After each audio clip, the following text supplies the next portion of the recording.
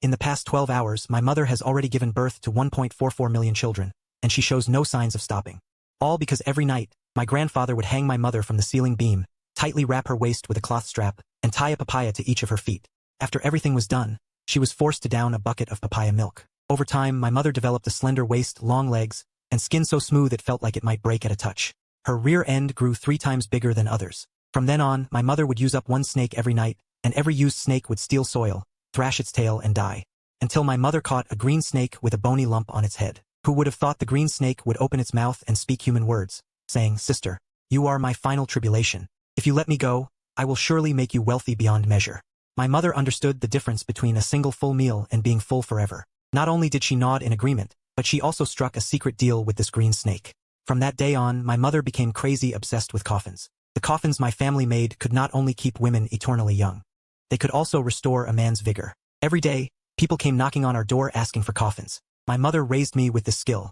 The kids in the village thought our yard full of coffins was bad luck, so they were too scared to play with me. Only that green snake stuck by my side, playing together during the day, sleeping together at night. Until one day, my mother locked herself in the workshop and stayed up 7 straight nights. She crafted 5 special coffins. These 5 coffins were each a different color.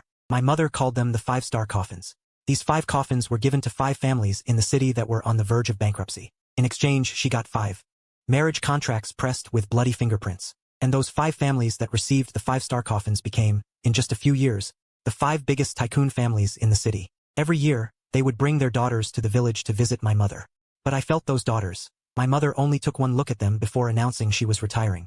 From then on, she would never make another coffin. And it was around that time that the jade green marks on my body mysteriously disappeared. I also asked my mother why my illness got better when she stopped making coffins. But she looked at me gravely and said, "Your illness is not cured because you were already a dead person. The life you have now is one I stole." Her words scared me badly. I didn't know what to say for a moment, but she stared at me seriously. "Your life, I stole it from a dragon coffin in the 10,000 Ghosts cave. For some reason, your body contains dragon energy. These past 9 years, I've relied on making coffins, borrowing your dragon energy to exchange for the yang energy of the villagers, barely managing to keep you alive. But your dragon energy is limited. I can't make coffins anymore." She told me that from now on this day every year, when the death energy is heaviest, I must hide inside a coffin. This was to evade the underworld's ghostly inspectors. That night, a sinister wind howled outside, ghosts wailed and wolves cried. Something was frantically scratching at the coffin lid. I lay alone in the pitch-black coffin, shivering in terror, my clothes soaked with cold sweat, and I felt the death energy inside my body, rushing around wildly, causing me to spasm in pain. But just then, that little green snake who grew up with me suddenly slithered in through a crack in the coffin, smooth and slippery, curling into my arms. In the darkness, a faint, delicate fragrance instantly spread, driving away the coffin's stench of decay. Dazed, I felt that what I was holding was no longer a cold little snake, but a stunningly beautiful girl. Her skin was as white as snow, her face breathtakingly lovely, like a fairy descending to earth, the most beautiful person I had ever seen in my life. Her icy body, pressed against the jade green marks on my skin, slowly sliding, sending waves of tingling numbness through my skin. The pain inside me began to slowly fade, replaced by an unprecedented sense of peace. As if, with her around, no one could ever hurt me again. That night, I slept more soundly than ever, until the next morning, when my mother dragged me out of the coffin. I realized the green snake was gone. I rushed into the house to look for her, searching every corner, but couldn't find any trace of her. All I discovered was that on my wrist, a green bracelet, connected end to end, had somehow appeared. From that day on, my mother taught me all kinds of mystical arts every day, until I turned 16. Then, one after another, bad luck started hitting the village. It was like someone had cast an evil curse. All the poultry in the village died overnight, every single one. Several young men went up the mountain to chop wood and inexplicably broke their legs. And my body began to deteriorate completely. The black jade green marks on my hands, which had just been spots, started growing patches of black mud scales. Those scales were hard and cold, with sharp edges. Even the slightest touch sent stabbing pain, making even putting on clothes a torment. My mother locked herself in her room, lit incense, and divined for an entire night. When she came out, her once lustrous black hair had turned completely white, and her body was extremely weak. She stared hard in the direction of the county town, clenching her teeth as she spat out a few words. "The yang energy that sustains you and the dragon energy in your body have both been stolen." As the misfortune in the village grew worse, the uncles and aunties who once thanked my mother began to talk behind our backs. Someone would pour black dog blood on our doorstep in the middle of the night. There were even rumors that my mother was an old demon who sucked the life force out of people, and that all those coffins were evil objects that drained human vitality. Finally, one day, the village chief led a dozen or so young men to kick open our door, blaming the recent bad luck on my mother's black magic. They ransacked our home like bandits, taking the last few valuables and food supplies. You old witch, if you hadn't made those cursed coffins back then, the village wouldn't be so unlucky now. Consider this food compensation for everyone. If you dare cause any more trouble, you too can get out of the village. I tried desperately to fight back, but my mother held me tight.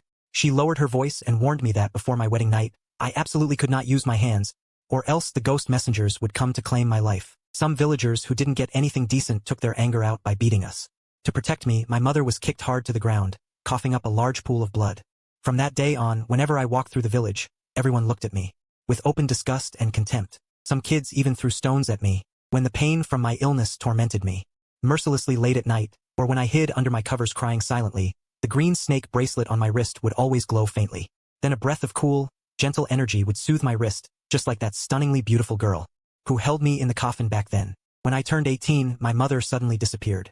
I searched every corner of the village, only to find her inside a coffin in our house. Her eyes were shut tight, her face completely pale. Afraid something was wrong, I tried to wake her, but she suddenly asked, "Chen An, how old are you this year?" I was startled, but I quickly answered, "I was born on September 9th in the year of the rabbit. I just turned 18 today." After hearing that, my mother sat up sharply in the coffin and said, "No, you were born on September 9th at 9:09 in the year of the dragon. You just turned 17 yesterday." I was confused.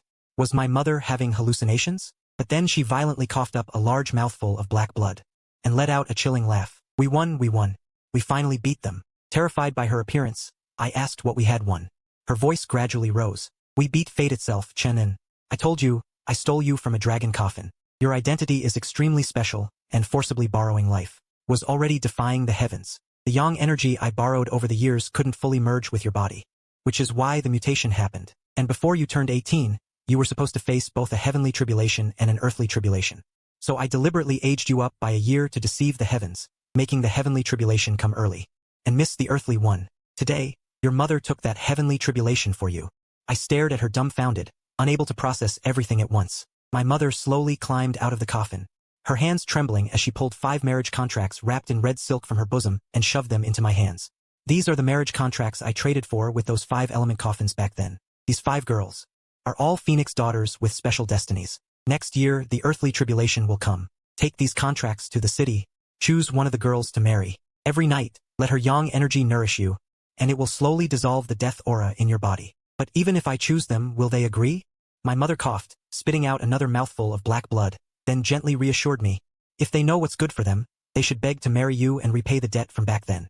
With that said, she stared fixedly at the green bracelet on my wrist, and instructed with difficulty, "Remember this bracelet. No matter what happens, never lose it." As soon as she finished speaking, she breathed her last, and collapsed into the pool of blood. It was only then that I noticed the scattered medical reports under her bed. She had been suffering from terminal bone cancer all along, but never told me. I fell to my knees with a thud, clutching those 5 marriage contracts and weeping heart-wrenchingly. The next day, I set up a crude memorial hall for her in our muddy yard. For 3 straight days, the rain poured down. Dressed in tattered hemp clothes, I knelt before the brazier burning paper money. The village was dead silent. The villagers who had once received my mother's kindness all hid inside their homes. Not a single person came to offer a stick of incense.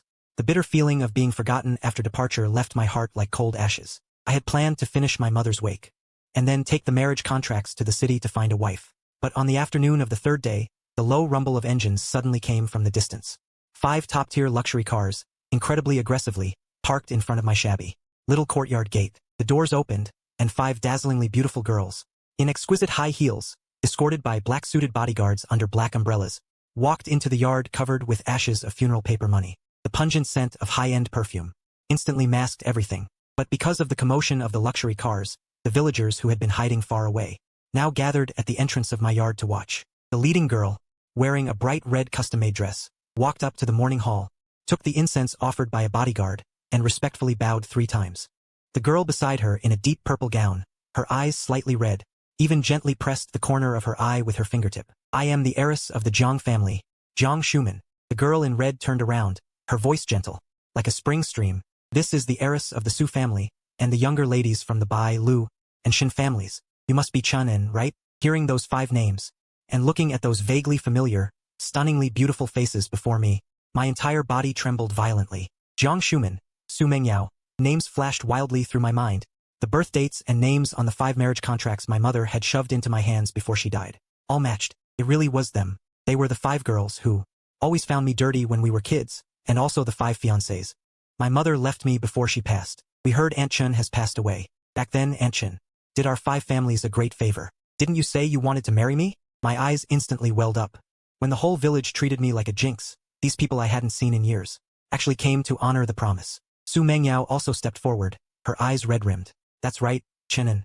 As long as you produce the marriage contracts and choose one of us, we'll get engaged right away. From now on, we'll never let you suffer any injustice.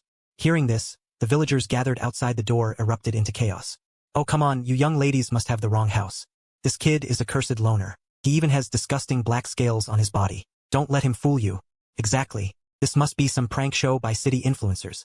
Him worthy of a wife, the villagers whispered and pointed, their eyes filled with undisguised jealousy, each wearing a mocking grin waiting for a show. As for me, my heart was pounding up to my throat. My eyes instantly filled with tears. At a time when the whole village treated me like a jinx, the wealthy young ladies from the city had personally come to the countryside to get engaged. Thank you all.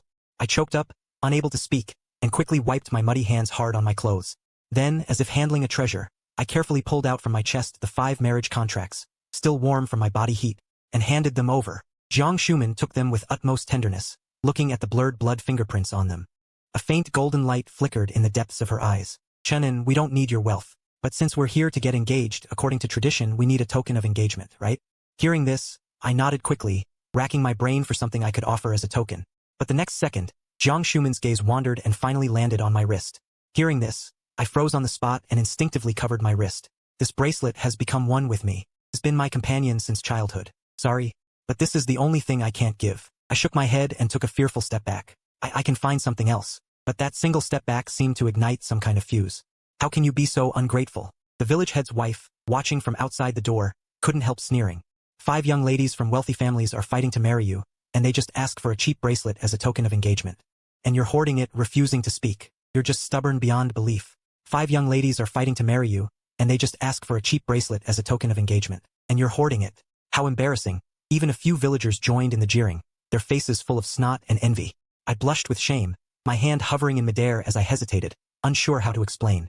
Just then, Su Mengyao stepped forward and gave me a strange look. Taking advantage of my guilt and distraction, she grabbed my wrist, gently but unyieldingly slipped off the bracelet, and handed it to Jiang Shuman. They're done.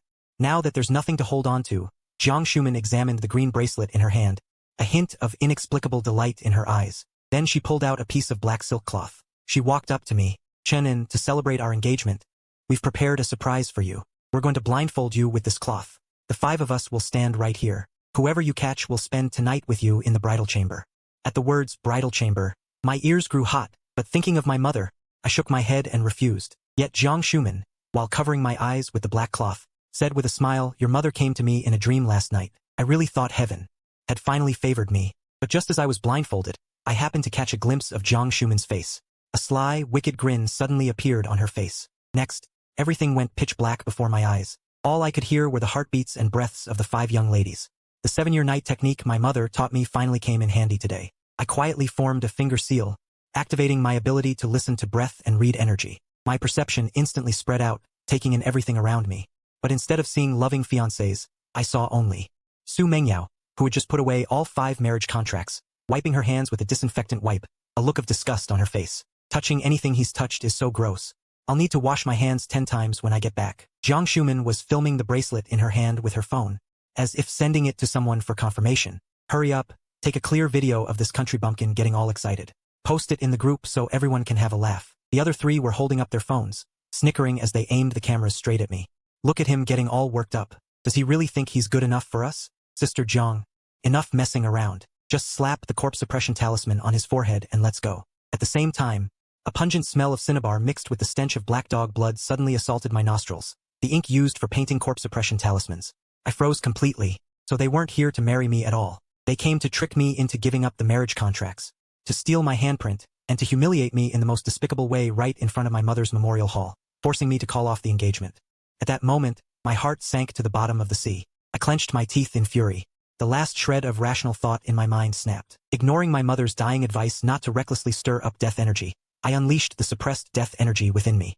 The next second, with a loud bang, the shabby wooden door of the memorial hall was violently slammed shut by a strange gust of wind. In an instant, an eerie wind kicked up in the once quiet courtyard.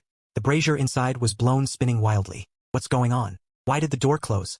The young ladies trembled in fear. Su Mengyao leaned close to Jiang Shumen's ear. Sister Jiang, could it be Auntie Chen's ghost? I stood still, deliberately not taking off the black cloth, pretending not to know anything, but a cold smirk curled at the corner of my mouth. Why is everyone so quiet? One of the ladies couldn't help lashing out but was stopped by Jiang Shumen. I'll count to 3, and then you start catching. Jiang Shumen, fighting her terror, gripped the talisman painted with ghost symbols, creeping toward me, ready to slap it right on my forehead and end this farce. Just as she was about to press it on me, I suddenly raised my hand and seized her wrist with perfect accuracy. Jiang Shumen gasped sharply, her whole body stiffening. I got you. Through the black cloth, I yanked hard, pulling her roughly into my arms.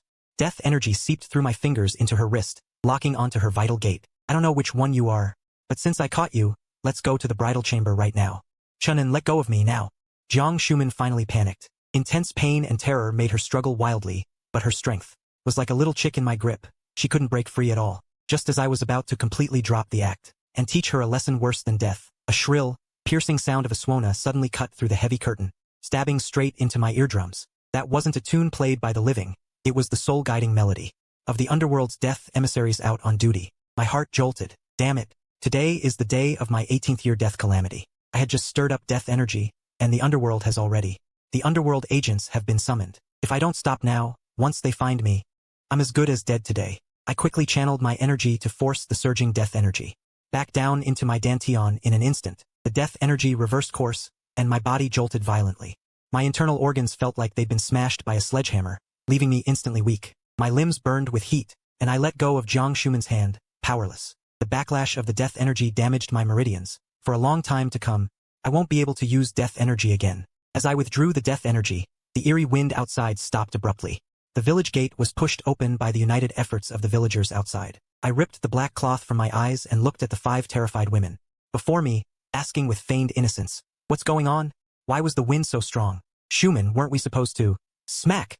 Before I could finish my sentence, Jiang Shumen backhanded me hard across the face. I covered my cheek, forcing down the murderous intent in my eyes, and stared at her in disbelief. Shumen, why did you hit me?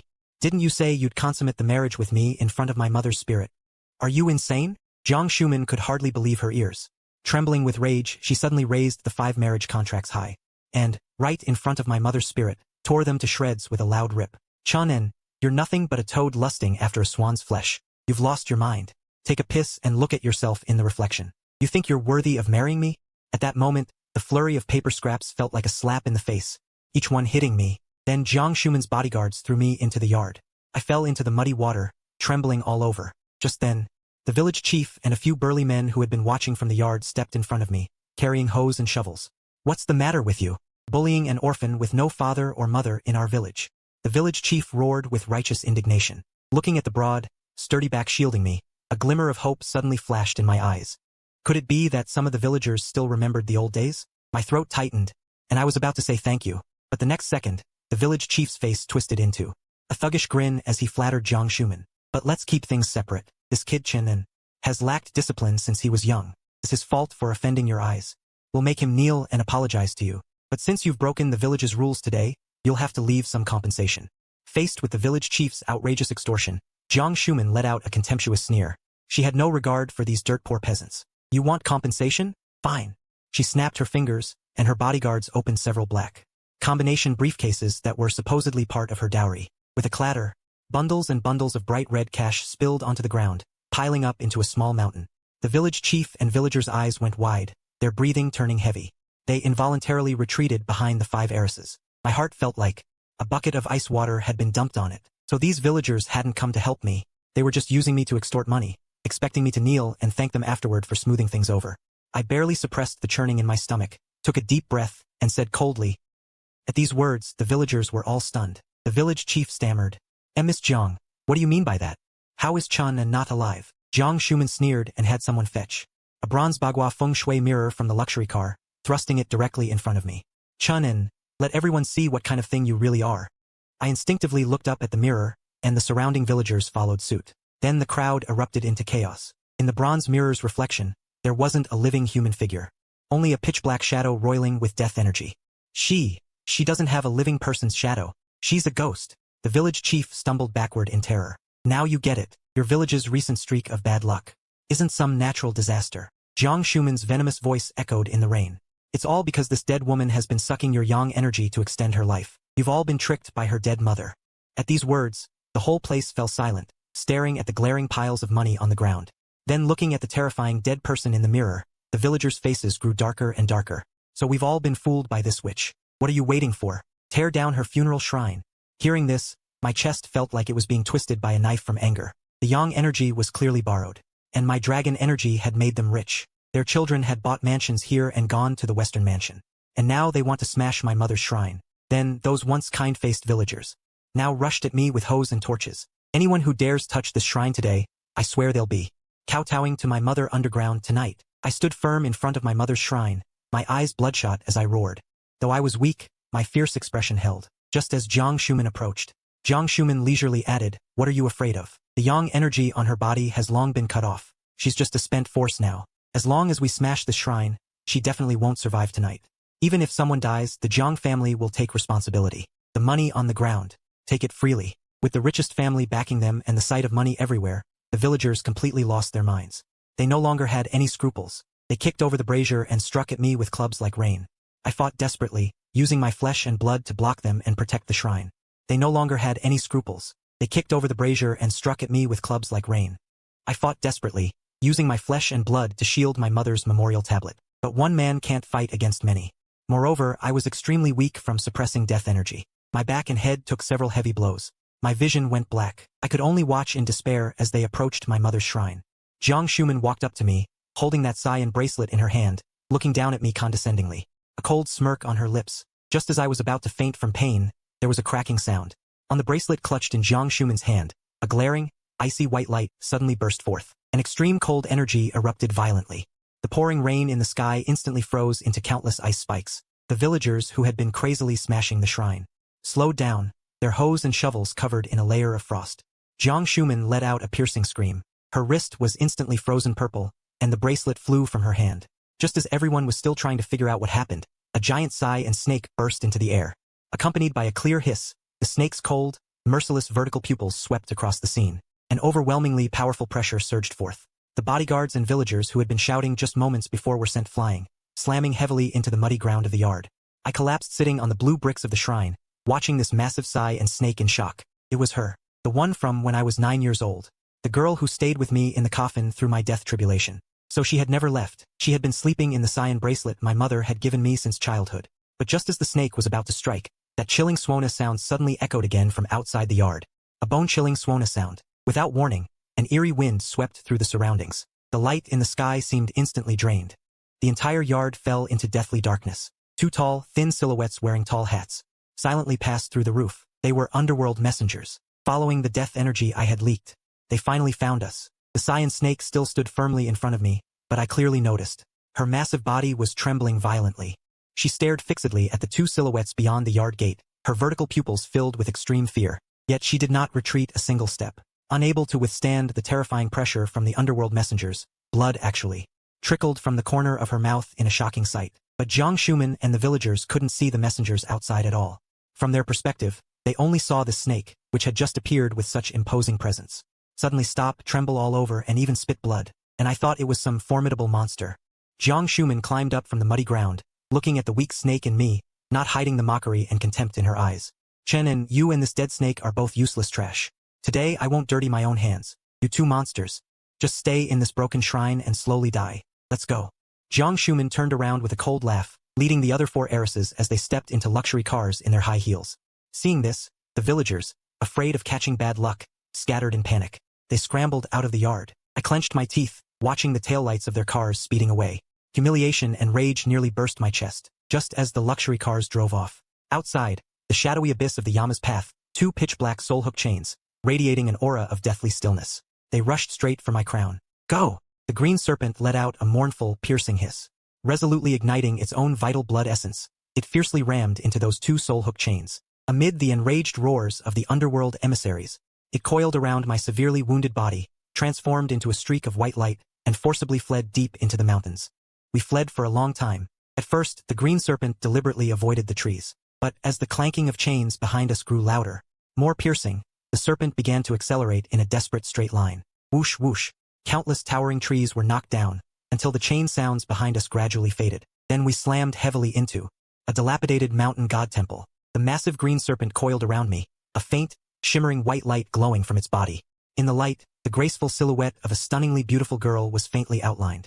Just like when I was 9 years old, hazily glimpsed inside that coffin. But the light and shadow lasted only a few seconds, then flickered violently. Her spiritual power was exhausted. The white light dissipated. She couldn't transform into human form. Instead, she wrapped around me tightly with her cold serpent body, gently pressing her snake mouth against my burning wounds. In my haze, I felt the rampaging death aura inside me, following her guidance, slowly flowing out of my body. After a long while, I finally regained clarity. But she lay limp and weak on the broken wall, barely able to lift her head. An ethereal yet extremely feeble voice said, "I was already afflicted with the cold poison. I was hit by the underworld emissary just now, and then I absorbed your death aura. I must go into hibernation for some time." Seeing her dull vertical pupils and her body covered with wounds, my heart ached. I didn't know what to say. I could only hold her cold body tightly, my eyes red.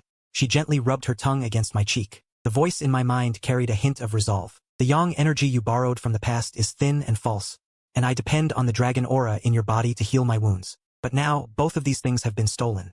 Within a year, you must reclaim them, or we will both die. But the marriage contracts have already been destroyed by them." I recalled my aunt before the hall, Shuangshu and Mu, who warned me sternly, "Your mother's plan was for you to marry them. That way, every night you would be nourished by the yang energy from their bodies, gradually washing away the death aura. But this plan is relatively conservative. There is actually a more violent method." "What do you mean by a more violent method?" I asked, puzzled. "That's hard to explain. I can only say that on that day, you will have a very good person." "A very good person?" I asked, confused. "That's hard to say. The process is actually similar, but you have to be more forceful, always taking the initiative, making the other side give up resistance. That way, not only will the dragon aura return to you, but you'll also have a chance to reverse draw the opponent's yang energy." But before I could ask more, the green serpent gently pressed its tail against my lips. "Anyway, survive. Within a year, reclaim all the dragon aura and yang energy." As soon as the words fell, it turned into a streak of flowing light, transforming into a string of simple-looking green bracelets. I stood in the empty mountain god temple, gazing down at the home that had been burned to ashes at the foot of the mountain. I swore a venomous oath in my heart. I will make good on this. I will make those 5 lofty heiresses pay back the life they owe me with interest. I want to watch them climb to the very top and then be dragged down into the abyss by my own hands. 3 months later, in the most secluded alley in the county town, a high-end funeral parlor named Changshango opened its doors. The shop didn't sell ordinary wreaths or paper money. It only displayed highly realistic premium paper figures arranged according to the principles of Chiman Duanjia. I changed into a sharp-cut black gold tang suit, wearing a half-face dark mask. I didn't have the capital to go head-to-head with the 5 major families. But these eyes of mine could see through their fates. On opening day, I deliberately went to the affluent district of the county. From afar, I saw one of the 5 great tycoons, the head of the Shin family, getting into a car surrounded by a group of bodyguards. With just one glance, I saw that his forehead was darkened and the shadow of death loomed over him. I personally crafted a paper guide figure engraved with his birth date and time, along with a pitch-black funeral notice, and had it sent to the Shin family's front gate.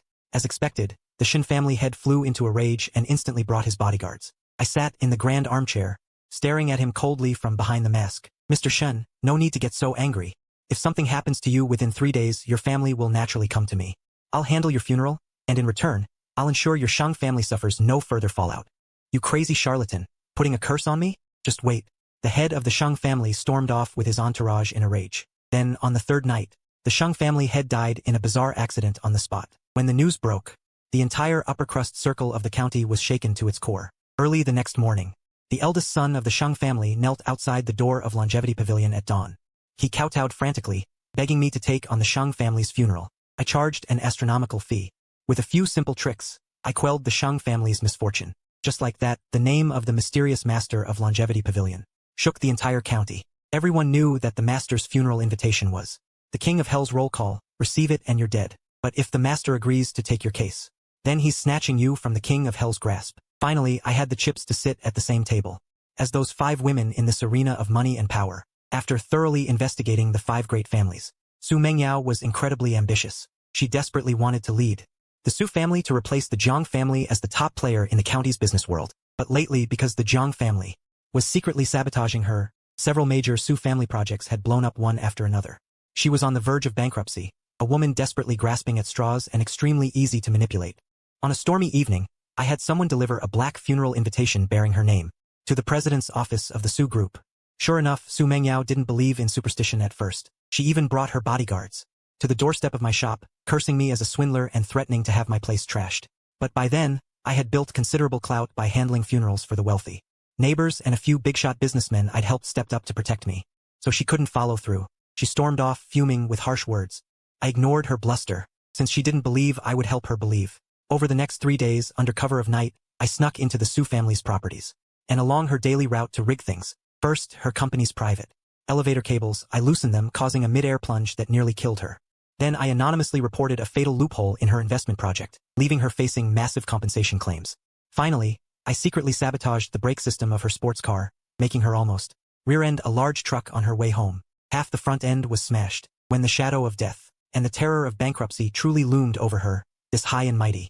Young Miss lowered her proud head. On the 4th night, the wooden door of Longevity Pavilion was knocked. Su Mengyao, drenched to the bone, wearing sunglasses and a mask, pushed the door open in sheer terror. "Master, please save me." She pulled off her mask. Her delicate face was written with despair. She dropped to her knees in front of my armchair. I sat in the shadows, behind my mask, looking down at her from on high.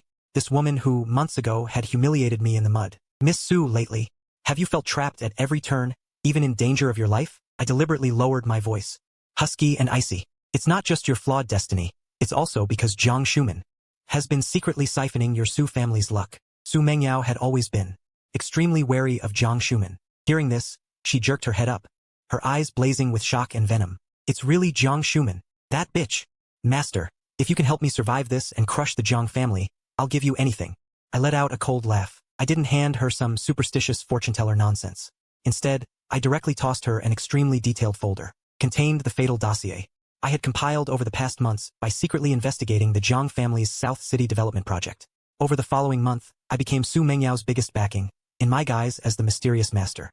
At first, Su Mengyao looked at the top-secret Jiang family intel I'd given her, trembling with suspicion, and asked why a funeral parlor master knew so much commercial secret, pressing me on who I really was. I sat in the shadows, gently swirling a wine glass. The drink carried an air of the ease and indifference of someone at the top. I told him, fortune-telling is just a smokescreen. To be honest, I'm from the capital.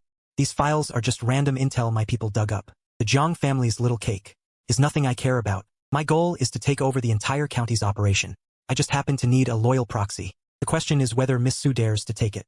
Those words completely shattered Su Mengyao's defenses. In her eyes, I had become some all-powerful, unfathomable prince from the capital. Her initial awe toward me quickly transformed. She followed my strategy exactly, not only miraculously reviving the Su family, but also turning the tables and snatching away the coveted Southern Urban Development Project. That victory made Su Mengyao the talk of the county's socialite circle. She started dropping hints at various high-end cocktail parties, crazily implying that behind her stood an all-powerful, weather-controlling fiancé from the capital. Using my name, she gathered a large number of connections that had originally been loyal to the Jiang family. Her arrogance once even surpassed Jiang Shuman's. I watched her ambition coldly. She had no idea that all those so-called fatal weaknesses of the Jiang family I revealed to her were fake intel I deliberately fabricated to set up this grand chess game. People shatter completely only when they fall from the highest point. Finally, Su Mengyao couldn't hold back. To firmly establish herself as the top businesswoman in the county, she booked the most prestigious hotel in the county and threw an excessively lavish celebration banquet. She invited all the elites, including the heiresses of the 5 great families. She had already leaked word that tonight the legendary mysterious big shot from the capital would make his grand entrance as her fiancé. The banquet hall blazed with lights. Su Mengyao, wearing a deep purple evening gown studded with diamonds, stood haughtily under the spotlight. "Everyone, today is a big day." She cast a provocative glance at Jiang Shuman, who sat sullen-faced at the head table. "From today onward, the Su family will fully integrate the resources of the 5 great families, and the gentleman behind me will officially meet everyone tonight." Thunderous applause filled the hall. Everyone was eagerly waiting. At that moment, Jiang Shuman, holding a glass of red wine, stood at the floor-to-ceiling window of a high-rise across the street. I watched on my phone screen as Su Mengyao's calls kept flashing. A cruel smile curled at the corner of my mouth. Time ticked by. Hundreds of eyes in the hall were fixed on the banquet hall's doors, but the doors remained shut. Still, Su Mengyao's smile began to stiffen. Cold sweat beaded on her forehead. She hid in a corner, dialing my number over and over, but all she got was the cold, mechanical voice. Miss Su, where's your almighty fiancé? Jiang Shuman, holding a wine glass, walked gracefully to the stage in her high heels and sneered mercilessly in front of everyone. Don't tell me you made him up to hype yourself up? How pathetic. To grab the spotlight, you'd even stoop to such low-class lies. The whole hall instantly burst into suppressed laughter and whispers. Those sharp remarks sliced Su Mengyao's pride to pieces. She stood on the glamorous center stage, trembling all over. Amid the jeers and contemptuous looks, Su Mengyao covered her face and fled the banquet hall in utter disgrace. On the hotel's top floor, inside an ultra-exclusive VIP suite, I leaned back on the sofa, waiting quietly. Bang! The suite door was shoved open. Su Mengyao, eyes red, stumbled in, then twisted the lock behind her. Honey, why didn't you pick up? She rushed up to me, her face full of grievance and anxiety. She was shaking with rage, but didn't dare to vent at me. She forcibly suppressed her anger, her voice cracking with despair, and a humble plea. Do you have any idea how that bitch, Jiang Shuman, humiliated me down there? Please, honey, just take me down there once, and I'll do whatever you ask. Seeing me unmoved, she actually took the initiative to unbutton her shirt, tilted her head back, closed her eyes, and slowly leaned her face closer to mine, docilely waiting for my kiss. But the next second, I suddenly raised my hand and grabbed her by the throat. Honey, what are you doing? Su Mengyao opened her eyes in terror, unable to understand why I, her always affectionate fiancé, had suddenly become a different person. I leaned close to her ear and, using my original voice, the one without any disguise, said word by word, Miss Su, back then at the funeral, when you were holding up your phone to record a video, why weren't you so passionate? Su Mengyao's entire body stiffened, her pupils instantly dilated to the maximum. I slowly raised my other hand, and, right in front of her, ripped off the half mask, the dark mask that concealed my identity. By the faint light seeping in through the window, she finally saw my face clearly. Time seemed to freeze at that moment. In Su Mengyao's beautiful eyes, once filled with infatuation and ambition, now there was only earth-shattering horror and bone-deep terror. Sage Chen An? No, impossible. This is absolutely impossible. She let out a piercing, shrill scream, struggling desperately to get away from me. Her proud backer, the idol she wanted to appear before her, was actually the low-born scum she had once gone out of her way to humiliate. Let me go, you filthy man. Extreme humiliation drove her into a frenzy. She clawed at my arm, scratched at my arm, and struggled to grab a pure silver letter opener on the table, then stabbed it fiercely toward my chest. My eyes turned cold. I easily snatched the knife away and kicked her in the back of the knee. With a loud thud, this proud young lady of a wealthy family crashed heavily to her knees in front of me.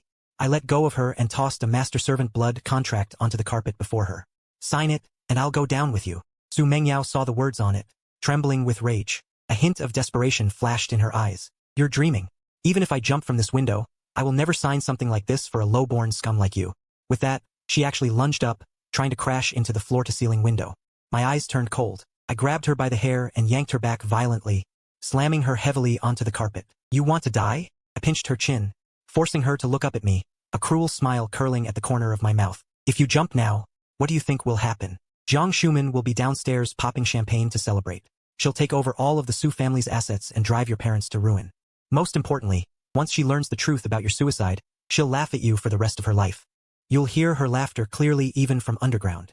At the mention of Jiang Shuman, Su Mengyao's unfocused eyes snapped back sharply. Her body went limp, and she collapsed to her knees. I crouched down, lifted her chin, and added in a low voice, besides, if you die, who will take revenge on the Jiang family for you? And who will take revenge on me for you?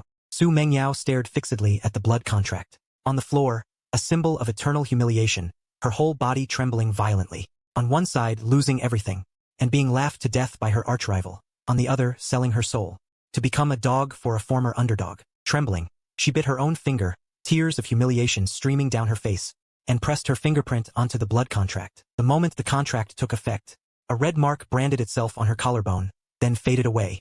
From that second on, any time she disobeyed my orders, she would suffer heart-piercing pain. It's signed. Can you come down with me now? She still clenched her teeth, trying to maintain her last shred of pride, turning her face away as she urged me. It seemed she still hadn't grasped the severity of the situation. Time to teach her a lesson. I let out a cold laugh, sat down on the sofa and said slowly, since you've signed the master-servant blood contract, shouldn't you act like a servant? Say master for me. Su Mengyao's whole body stiffened, glaring at me with burning rage. But the next second, because she defied the blood contract, she felt a bone-gnawing, heart-piercing pain. Su Mengyao clutched her chest in agony, enduring it for a long time. Finally, she lowered her head in despair and opened her mouth in utter humiliation. Master. Hearing that title, my anger subsided slightly. I put my mask back on. I became once again the unfathomable tycoon of the capital and led her downstairs. 5 minutes later, the banquet hall doors swung open. Under the shocked gaze of the whole room, Su Mengyao held my arm and walked back into the spotlight. No one knew what kind of unbearable fear and humiliation hid beneath her high-held head and forced smile. She had to keep stealing glances at my expression, carefully cooperating with me to act out this grand return of the queen in front of Jiang Shuman. That night, under my covert suppression, several business traps set by Jiang Shuman were easily shattered by me. In fact, it backfired and cost the Jiang family several hundred million in cash flow. Jiang Shuman left with a grim face in disgrace, while Su Mengyao, under the awed eyes of the crowd, was completely molded by me into a brilliant and perfect mole. Ever since Su Mengyao became my puppet on strings, I used her to effortlessly infiltrate the inner network of the 5 great families. Though she hated me to the bone, driven by the suppression of my blood qi and her hatred for the Jiang family, she had no choice but to obey. Whenever she failed, or tried to play clever tricks, she would experience the agony of a million ants gnawing at her heart, and could only kneel at my feet, sweating coldly, begging for mercy. A month later, Su Mengyao managed to steal a top-secret notebook from the Jiang family's secret chamber. Looking at that notebook, I finally uncovered the truth behind this 18-year-long shocking conspiracy. There was never any outside master hermit. The one truly pulling the strings behind the scenes was Jiang Dashan, the head of the Jiang family himself. Not only did he intercept the dragon qi that the villagers had obtained from me and the yang qi I had borrowed from them, but he also secretly siphoned off the dragon qi from the other 4 families. Through political maneuvers, I could understand him absorbing dragon qi for dragon luck. But what was the purpose of absorbing yang qi? Unless he, like me, wasn't a living person. Master, Su Mengyao knelt beside me, trembling with rage. That old beast Jiang Dashan, how do we deal with him next? He'll eventually tie himself in knots, but we can give him a push. I looked down at a blurry photo in the notebook and let out a cold laugh. The photo showed the golden coffin my mother had made for the Jiang family back then, the 5 elements coffin. At this moment, the snake skin originally sealed on the coffin lid had already developed countless cracks. Because the Jiang family had overused the 5 elements coffin, the snake skin on the lid could barely hold. Once the coffin burst open, the Jiang family would surely suffer a backlash. No wonder Jiang Shuman insisted on taking your green snake bracelet that day. She needed the snake skin to repair the coffin. The 4 of us were all used by him. Su Mengyao suddenly realized, Master, what should we do now? Should we just expose this matter directly and unite the other 3 families to destroy the Jiangs? Su Mengyao asked urgently. Do you really think I'm the crown prince of the capital circle? In terms of real strength, even if all 4 of your families joined forces, you probably wouldn't be a match for the Jiangs. I stood up, a cold smirk curling at the corner of my mouth through the dim windows of Chongqing Pavilion. Since he wants snake skin to patch his coffin, we'll personally deliver him a piece of snake skin. I turned to look at Su Mengyao. Mengyao, this is the final stop. Use all your resources to spread a rumor. Say that at the underground black market auction 1 month from now, a rare 1,000-year-old snake skin will appear. I want the Jiang family to lose everything and be utterly destroyed over that snake skin. 1 month later, at the most hidden underground black market in the county, a so-called top-tier auction kicked off. Su Mengyao, following my instructions, not only hyped up the news of that 1,000-year-old snake skin but also specially invited the other 3 families to the scene. I sat quietly in the most secluded VIP box on the 2nd floor, looking down at the bustling crowd below. The auctioneer on the floor lifted the red cloth covering the display stand. A massive snake skin glowing with a faint luminescence appeared before everyone. Below is tonight's final item, the 1,000-year-old snake skin. I turned to glance at Su Mengyao beside me and casually asked, how much cash does the Su family have on hand right now? A flash of embarrassment crossed Su Mengyao's face. She forced herself to whisper, Master, after the celebration banquet we held earlier, there's almost nothing left. Only 30 million now. Before Su Mengyao finished speaking, the auctioneer's voice came from downstairs. Starting bid, 100 million. My hand holding the teacup paused slightly as I gave her a speechless look. Su Mengyao looked at me, sweating profusely. Master, I'll hold them off as long as I can. Downstairs, Jiang Dashan stared at the piece of snake skin, his eyes burning with obsession as he started bidding. 200 million. Jiang Dashan raised his paddle without hesitation, determined to win. 300 million. From the 2nd floor private room, Su Mengyao raised her paddle coldly. The sudden sky-high bid made the entire hall gasp. A staff member rushed into the private room to verify her funds. Su Mengyao took a deep breath and the proud aura of a noble daughter erupted instantly. She shot a fiercely sharp death glare at him. What? Just 300 million and you want to verify the funds of me, the head of the Su family? Do you know who's sitting behind me? Get lost.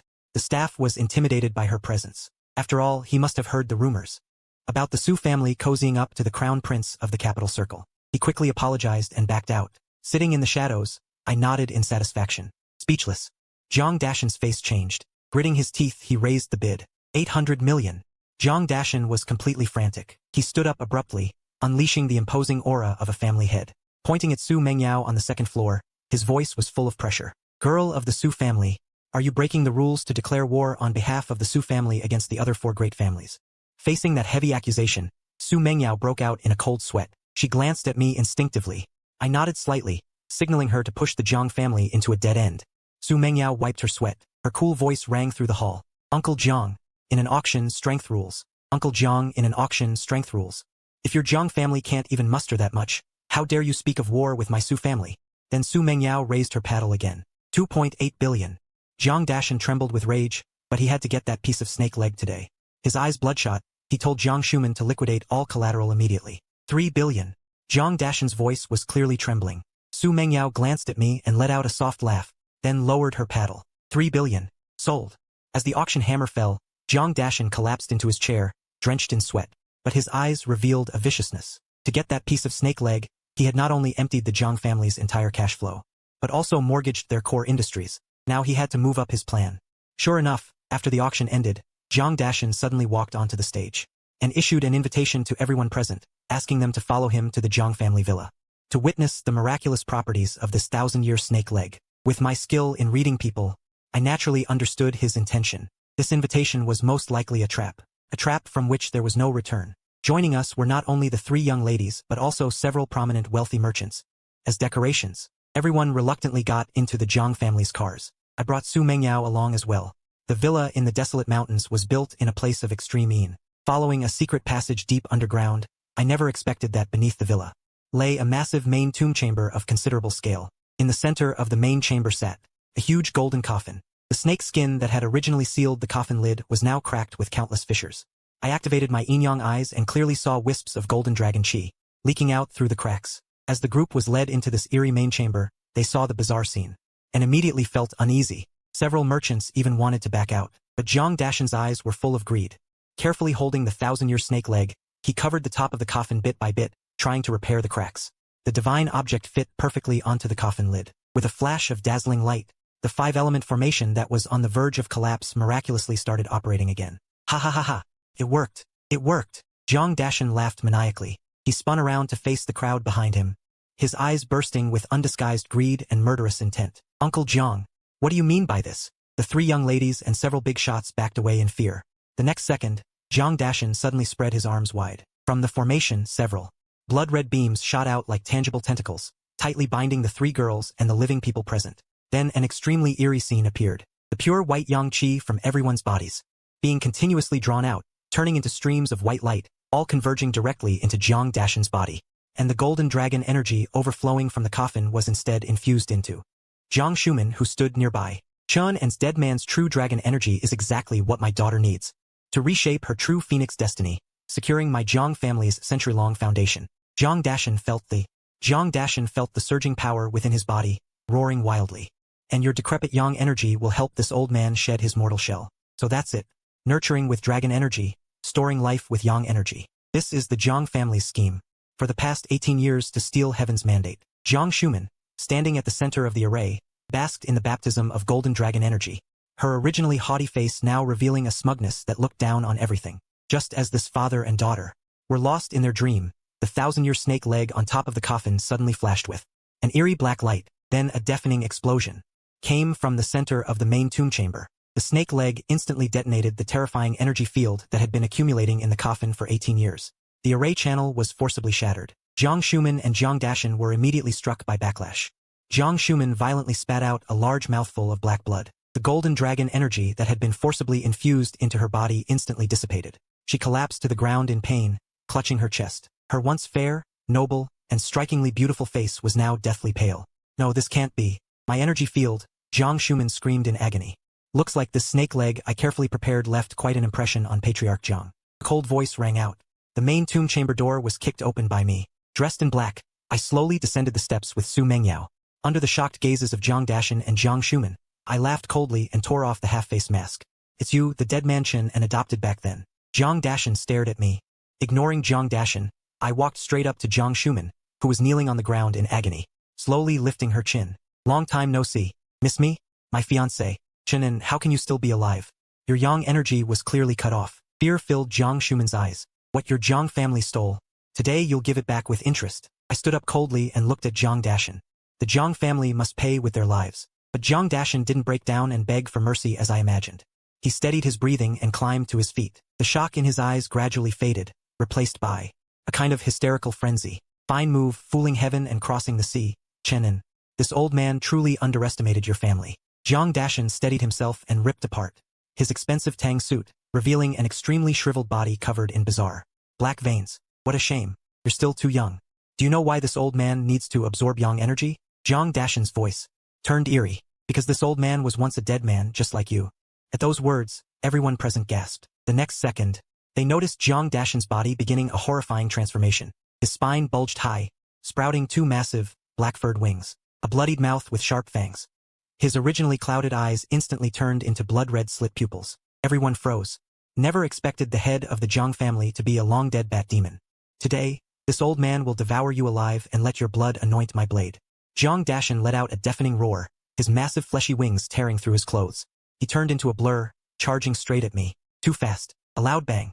An irresistible, terrifying force slammed into my chest. I flew back like a kite with a broken string, crashing onto the hard ground. My internal organs felt like a brick had hit them. I spat out a mouthful of fresh blood.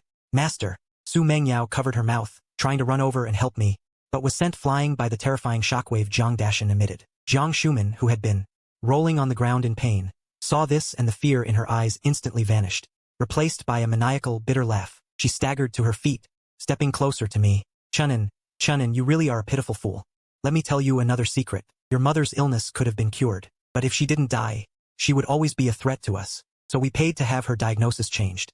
You bastard. I held back the pain and grabbed her by the throat, but Jiang Dashan just glared at me and sent me crashing to the ground. The Jiang uncles looked down at me, severely wounded and lying there. One of them stomped hard on my chest, then bent down close to my face and said viciously, I'll break every bone in your body, one by one. Then I'll rip that dead snake of yours apart, tendons and all. With that, she yanked the golden bracelet off my wrist. I clenched my teeth so hard they nearly cracked, my eyes burning red. Desperately I channeled the death energy inside me. Soon, from far away came the intermittent sound of a Swona horn. Father, no need to keep anyone alive. Kill them all. The Jiang uncles cackled wildly. Jiang Dashan snorted and spread her wings, and instantly a foul, stinking gale swept through the entire main burial chamber. She lunged, grabbing a terrified rich merchant who had collapsed to the floor, opened her gaping maw and sank her teeth into the man's neck. Glug, glug. The blood-sucking sound, bone-chilling, echoed through the dead silent chamber. The merchant didn't even have time to scream before his body visibly shriveled at a visible rate. He was dead in an instant. Not bad taste, but the meat's still too tough. Jiang Dashan tossed the desiccated corpse aside in disgust, then turned her blood-red eyes and greedily fixed them on the remaining 3 heiresses, and Su Mengyao, hiding in the corner. Chen An, save me. It was our fault back then. The 3 heiresses crawled toward me in despair, but the bat demon had already silently come to hover above their heads. Drool dripping. Just then, the sky and earth suddenly changed color. A rumbling roar rang out. The pitch-black night was instantly lit up by 5 beams of light in different colors, shooting up to the sky. Those 5 beams came from the homes of the 5 great families, including this one, bursting forth, piercing the clouds. The colors of the 5 beams exactly matched wood, fire, earth, metal, water. Could it be the 5 elements coffin that my mother crafted back then? As the 5 beams converged in the sky, a massive summoning array that blotted out the sun and covered the sky formed above the mountain villa with a roar. An ancient, desolate terror, filled with the primordial eastern aura, pressed down on every heart. The firmament seemed to be torn apart by a pair of invisible giant hands. Amid the deafening thunder, a pitch-black, monstrous flood dragon, its scales as hard as steel, exuding a savage aura that could destroy everything, was forcefully summoned and descended through the extremely dense dragon energy. The smile on Jiang Shuman's face instantly froze. The flood dragon circled in midair, its massive cold vertical pupils pierced straight through the villa's roof. It didn't even glance at the ants on the ground, but locked onto Jiang Dashan, who let out a desperate scream and flapped her leathery wings frantically trying to flee. But the flood dragon was too fast. With a crack, accompanied by the sickening sound of bones snapping, the flood dragon bit down on Jiang Dashan's half her body, jerked its head up, and swallowed that bat demon who had stolen the village's yang energy whole into its belly. It smacked its lips with relish. Its colossal body coiled on the rubble of the shattered main chamber. Its cold vertical pupils slowly turned. Its crimson forked tongue greedily licked Jiang Shuman, who had collapsed in terror, and the other 3 heiresses shivering in the corner. as if deciding which appetizer to eat first. But the next second, the flood dragon's gaze suddenly swept past them, locked firmly onto me. Such pure dragon energy. I didn't expect. A tonic like you still existed in this world. With a sky-shaking roar, the flood dragon, without hesitation, opened its cavernous maw and charged at me. Just at that critical moment, a crisp crackling sound. The green bracelet on the ground shattered into pieces. A blinding green light shot into the sky. Then a massive green serpent's phantom figure appeared in front of the flood dragon, unafraid to meet its gaping jaws. With a booming crash, the green serpent was sent flying by the flood dragon's overwhelming force. Midair it transformed into a girl in green. Landing in front of me, her breath was erratic, blood constantly spilling from the corner of her mouth. What the hell is going on? I helped her up and asked urgently. The girl coughed out a mouthful of blood and said to me, "This was a deal your mother made with me back then." She knew she didn't have much time left. She worried that after she died, these 5 families would repay kindness with enmity. So she left a hidden formation inside the 5 elements coffin. Once you, the source, are gravely wounded, the dragon energy will go out of control, and the formation will activate, summoning the one sealed in this.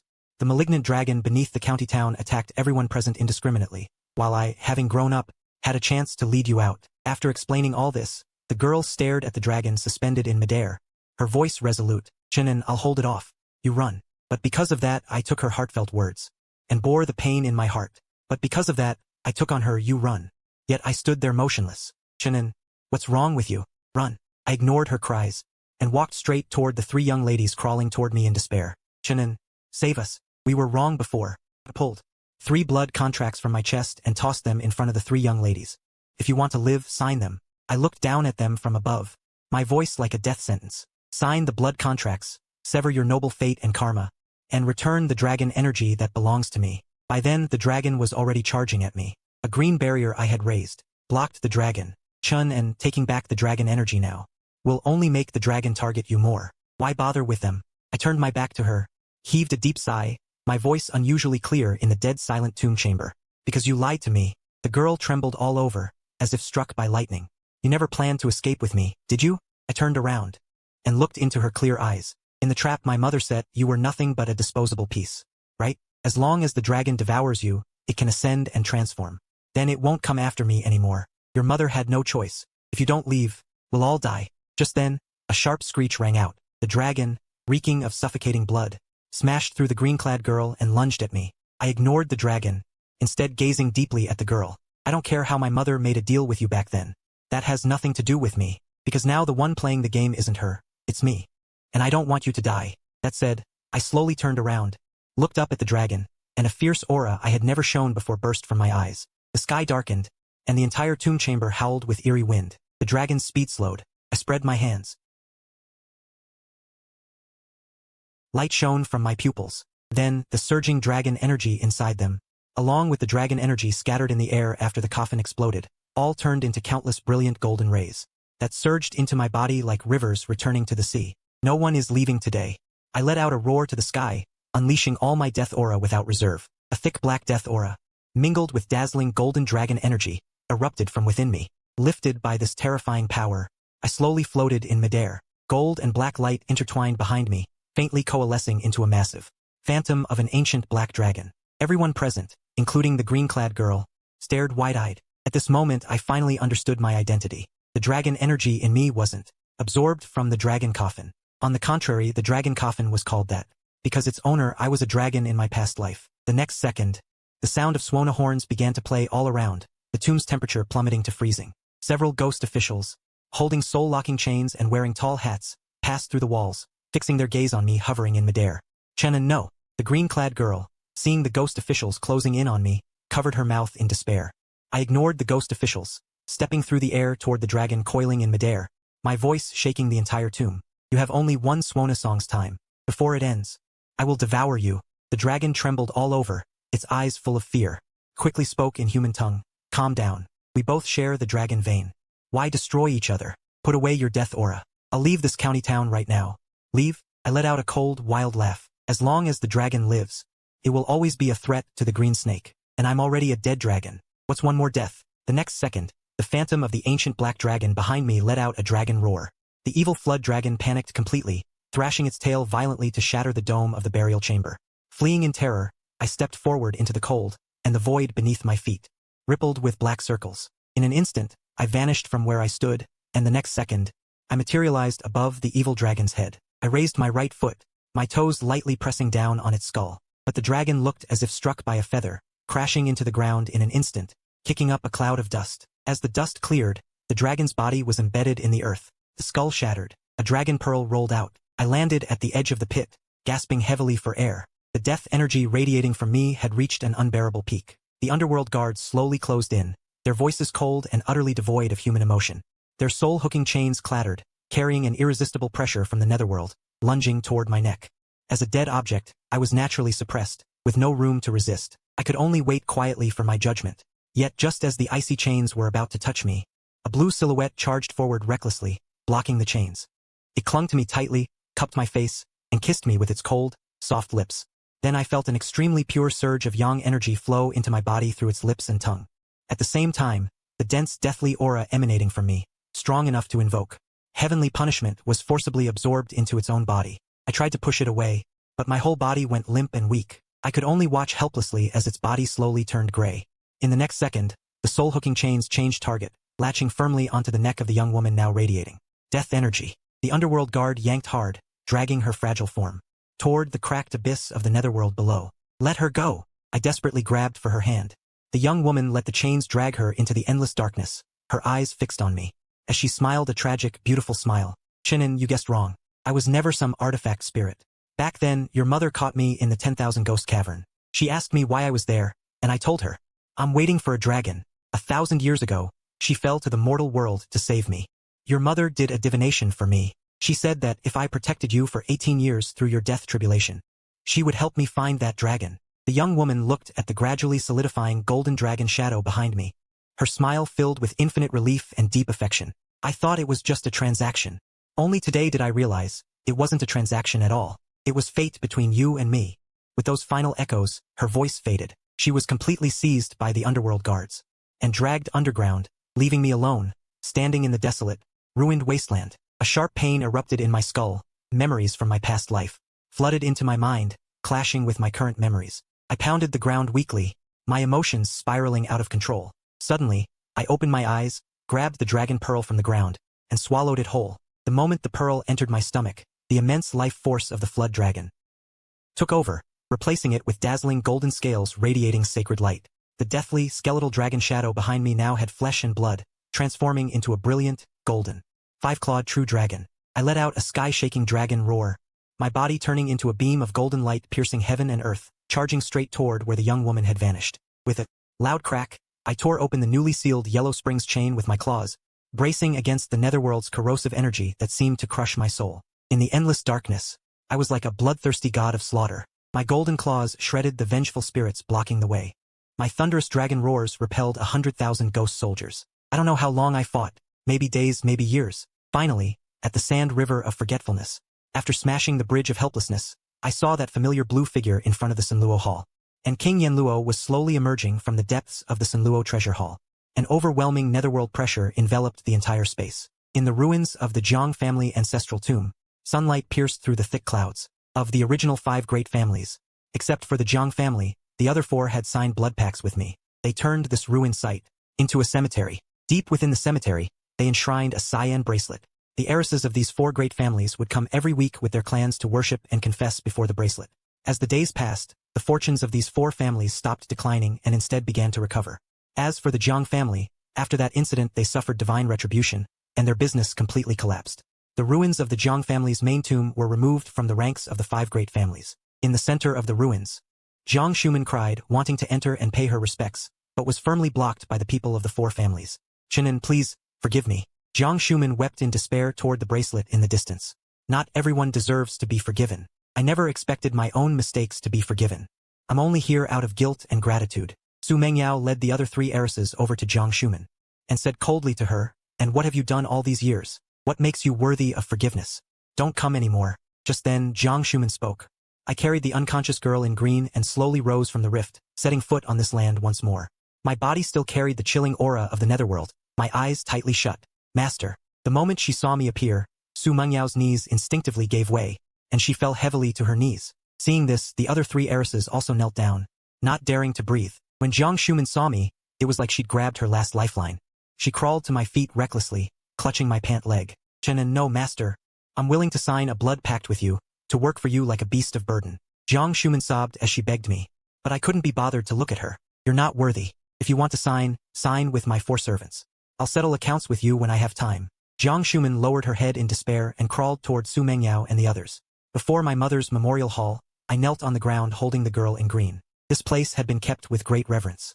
Every year, idle people would come to renovate it a few times. A gentle breeze blew past. The girl in my arms fluttered her eyelashes slightly and slowly opened her clear eyes. I smiled softly and gently grasped her cold hand. But this peace lasted only a moment. High above the 9 heavens, the clear sky was instantly shrouded in pitch-black tribulation clouds. The sea of clouds was torn apart.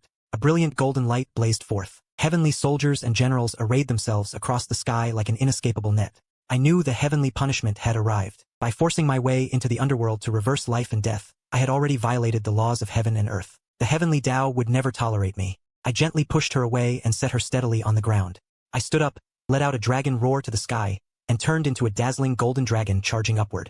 In an instant, dozens of chains crackling with lightning shot out from the void before me, and mercilessly pierced through my body. Then, countless bolts of heavenly thunder furiously struck down along the chains, shattering my spirit into pieces. The pain was like 1,000 arrows piercing my heart. Just as I was about to dissipate, the sky above my head suddenly gave birth to a new point. The pitch-black tribulation clouds churned violently, and a force even more kambal and unmatched than the heavenly punishment surged in.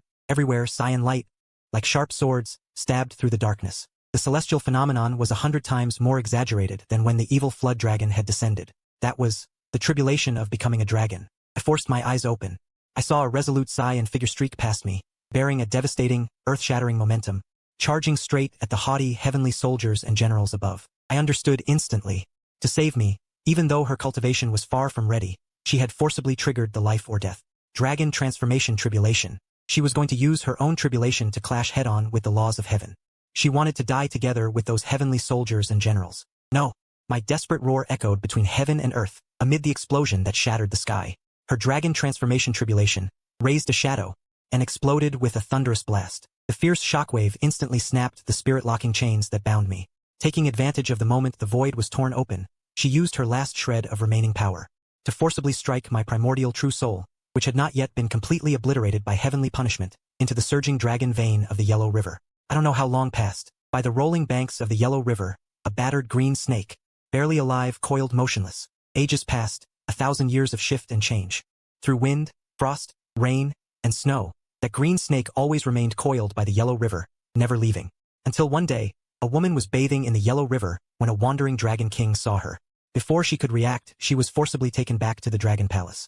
Little did she know, it had been less than half a month when the woman's belly swelled into a lump. First, she was overjoyed, believing she would become the dragon mother, revered above all. But when the dragon king learned of this, he showed not a trace of joy, instead flew into a rage, and immediately locked the woman in a water dungeon. He also declared that when the dragon son was born, he would devour the boy himself. To boost his own centuries of cultivation, the old dragon king had naturally sensed that the fetus was not his offspring. Instead, it was the pure true dragon spirit of the Yellow River bottom, reincarnating through a borrowed womb. The woman was determined to let her child grow up safely. On the day of birth, she used all her strength to escape from the water dungeon, then took her newborn child, and entrusted him to a green snake that had failed its tribulation by the Yellow River. She weakly begged, "Please, you must protect my son. This child is a dragon prince. He will surely be able to help you one day." As her last words faded, the woman ran out of strength, swept away by the surging Yellow River, disappearing into the rushing currents. But the next moment, the green snake, covered in wounds, flicked out its tongue, transformed in an instant into a stunning girl in green robes. She carefully held the infant tightly in her arms, gazing into the baby's eyes that gleamed with a dark golden light. A single tear slid from the corner of the green-clad girl's eye. "We finally met again,"